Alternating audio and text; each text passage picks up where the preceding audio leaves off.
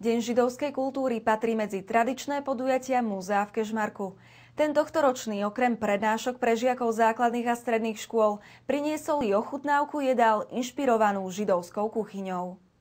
Podkrovné priestory Kežmarského hradu ožili spomienkami na obdobie holokaustu. Práve tu sa opäť po roku uskutočnil Deň židovskej kultúry. Tento rok sme sa pri koncipovaní celého programu rozhodli po dohode aj s pánom inžinierom Liptákom, ktorý patrí medzi spoluorganizátorov podujatia, prizvať na konferenciu ľudí, ktorí zažili holokaust.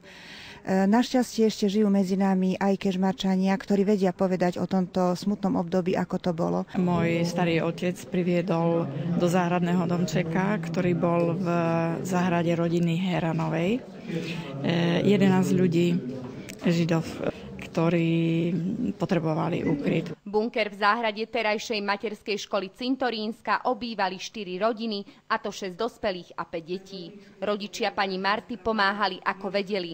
Ona samotná ešte ako nenarodené dieťa bola tiež súčasťou úsilia o ich záchranu. A to sa aj podarilo. Minulého roku som sa s nimi stretla v Tel Avive. Bola som pozvaná na 80. narodeniny jedného z nich a ako prekvapenie pre mňa pripravil to, že priviedol aj 3 dievčatá, ktoré boli tiež v bunkri. Rozprávanie skutočných príbehov má najmä školákom otvoriť oči, aby nezabudli na strašné chyby minulosti. Som veľmi šťastná a vďačná Pánu Bohu, že nás obohatil tým, že sme poznali týchto Židov, že sme mohli s nimi žiť v tesnej blízkosti a že som videla, že z tých 11 zachránených je dnes kopec ľudí a stretla som sa teda len s jednou vnúčkou, ale viem, že každý z nich má deti, má vnukov a som šťastná, som vďačná Pánu Bohu, že sme mohli byť potrební. Do Dňa židovskej kultúry sa zapojili aj miestne reštaurácie. Kežmarská reštaurácia, Hotel Klub, reštaurácie u Jakuba, u Troch apoštolov a Barónka ponúkali menu inšpirované židovskou kuchyňou. Na jednej strane sme chceli priblížiť históriu holokaustu, osudy Židov, ale na druhej strane sme chceli niečo pripomenúť aj z tej súčasnosti a to je jeden z takých spôsobov, ako priblížiť túto židovskú kultúru. Čo ste si pripravili na Deň židovskej kuchyne? Tak polievku sme vynechali, lebo tam to bolo troška obmedzené a hlavné jedlo sme si dali šolet s kačacím mesom, hovedzím mesom. Známe šabatové jedlo sa podáva s chalou, bielým koláčom podobným našej kysnutej hrozienkovej vianočke. Ako vám chutí, keď sa môžem opýtať? No, je to vynikajúce.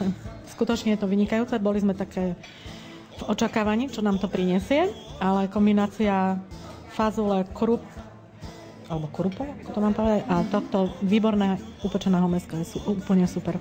Nie, nerobievam, lebo aj málo krupy, lebo moji chlapci nejedia, ale ináč mi to chutí. Prišlo mi to tak, keď na Veľkú noc robíme sladký koláč a vlastne tú udenú šunku, tak je to taká tiež kombinácia mäso so sladkým. Mučník je to ryžový kúbel. Keďže zdroje boli z internetu, jasne tam bolo napísané, že nie je to ryžový nákyp, ale všetci, ktorí sme s tým boli, môžeme povedať, že sa to veľmi podobá. Reštaurácia u Troch apoštolov ponúkla svojim stravníkom 3 druhy jedál. Dusené kurča jafa so zeleninou a pomarančmi, spomínaný šolet a papriku plnenú hovedzím mesom. Keďže zhruba tých 7 rokov som pracoval v Mnichove, takže určite nejaká tá inšpirácia prišla aj zo zahraničia, ale máme internet, takže to prišlo aj z internetu. Máte možno už aj nejaké také reakcie, ako strávnikom toto menu chutí? No áno, už nám telefonovali, lebo máme nejaké obedy, máme na vývoz. Takže nám telefonovali nejakí strávnici, že boli milo prekvapení, že im to akože naozaj chutilo. Po dobrých ohlasoch sa možno takéto jedlá budú na našich tanieroch objavovať aj častejšie.